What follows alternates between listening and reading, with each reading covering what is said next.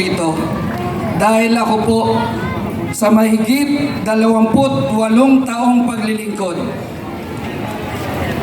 8 eleksyon ang aking pinagdaanan. Naniniwala po ako na nasa likod ko, sumusuporta, nagtitiwala ang aking mga kabarangay sa Barangay Santa Ana. Hindi papayag ang Santa Ana na mawala ang mayor dito. Tama ba? At alam niyo po, gusto ko pong magpasalamat sa Diyos. Sa totoo lang ho, ay hindi po naging madali sa akin para itaguyod ang kampanyang ito. Tatapatin ko ho kayong lahat. Sasabihin ko sa inyo ang totoo. Hirap na hirap po ako. Mahirap po itaguyod ang isang kampanya. Pero, nandyan po ang ating nag-iisa at dakilang Diyos. Ibinigay kayo sa akin bilang mga anghel sa lupa. Kaya naniniwala ako, kayo ang mga anghel ko ang magdadala sa akin doon sa munisipyo. Maraming salamat po sa inyo.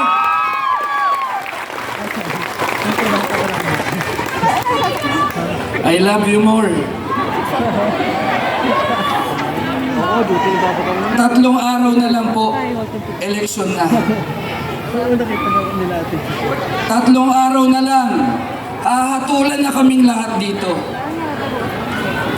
3 araw na lang, siguradong meron tayong bagong punong bayan. Ang sa akin po, mga minamahal kong kababayan, sana po manaig, manguna ang ating pagiging Pilipino at makabayan. Isipin po natin ang kinabukasan ng ating mga kababayan, lalong-lalo na ng ating mga kabataan. Alam nyo, sa halalang ito, wala ho tayong pantapat sa malaking gastos sa kampanya. Pero ang kaya kong siguraduhin sa inyo, wala hong tatapat sa atin kapag tayo ang mapupunta sa munisipyo sa paglilingkod sa ating bayan ito. At sabi ko nga ho kanina, ako po ay nahirapan sa kampanyang ito. Alam nyo, anumang bagay ang pinaghirapan ay bagay na lalong pahalagahan. Tama ho? Alam nyo, bigyan nyo ho ako ng pagkakataon. Ipanalo nyo po kami. At pangako po namin sa inyo, ipapanalo po natin ang buong bayan ng Pateros.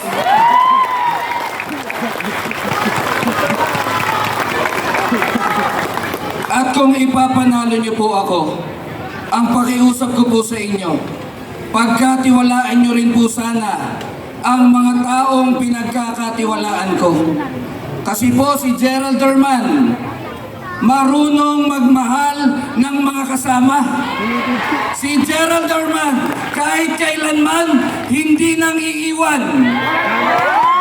Si Gerald Derman, ang lahat ng ating mga kasama ay ating kaibigan, ipaglalaban hanggang tayong lahat magtagumpay. Dahil ang tagumpay natin tagumpay ng bayang ito. Kaya po nakikiusap ako, mga minamahal na kababayan, kung pagkakatiwalaan niyo po ako, ramdam na ramdam ko, baka 99.9% ng naririto ngayon, ang ibobotong mayor sa darating na eleksyon, walang iba kung hindi ang inyong lingkod na si Gerald Derman. Pero sana, pagkatiwalaan niyo rin po ang aking mga kasama. Hindi ko po kayang gawin lahat na mag-isa. Ang lahat ng mga proyekto at programa na amin pong sinasabi sa inyo gabi-gabi. Kaya sana, mula sa District 1, huwag ho nating kalilimutan Alam niyo po, ito si Ma'am Nene, napakataas po ng respeto ko rito bilang guro. Hindi ko po siya tinitingnan bilang kagawad. Tinitingnan ko po siya bilang guro dahil ito po talaga ay respetado ng kanyang mga mag-aaral, ng kanyang mga kapwa-guro sa mahigit 38 taon niya na paglilingkod bilang isang master teacher.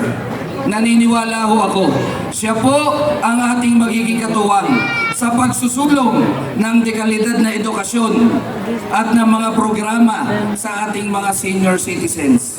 Kaya po mga kababayan, baka naman po pwede rin isama po natin sa pagkakatiwalaan ang gurong may prinsipyo, patuloy na magseserbisyo. Number 4 sa balota, Konsehala Nene Bermejo.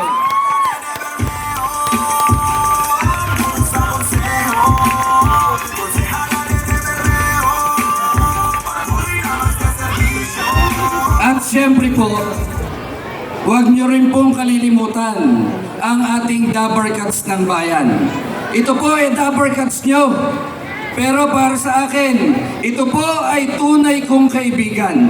Hindi ho ako iniwan sa anumang laban. 4 na terminong konsehal na po ng bayan. Kagawad pa lang ho kami sa Santa Ana, magkasama na po kami nito.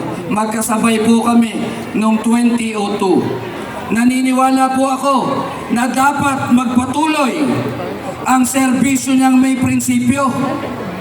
Dahil kahit wala tayong pera, kaya ho nating manindigan at manilbihan sa lahat po ng ating mga kababayan. Kaya huwag ho nating kalilimutan ang Dabarkats ng bayan. Magsusulong ng programa para sa kaayusan at butika sa ating mga health centers. Kaya huwag natin kalilimutan ang number 8 sa balota, Konsehal Alan de la Cruz. Ang kuya ng lahat, maglilingkod ng matapat, Konsehal Ruel Gatbayat. Training specialist. Nagtapos po ng AB Political Science. Nag-aaral pa ngayon ng Masterals in Public Administration.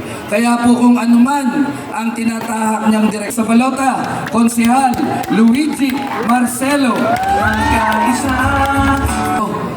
Maaasahan sa lahat ng oras ang magsusulong po ng mga programang pangkaligtasan at ang bisyo niya ay magserbisyo sa ating bayan, Konsehal John Ong Manchi. Kaya number 21, Konsehal Don Ponce. Konsehala ay Ampe. Magsusulong ng kabuhayan para sa ating mga kababayan dahil for Konsehal Paul Cruz. Para sa mabuting kinabukasan ang number 6 sa balota, Konsehal Teng Hoson. Sa balota, Konsehal Ryan Millares.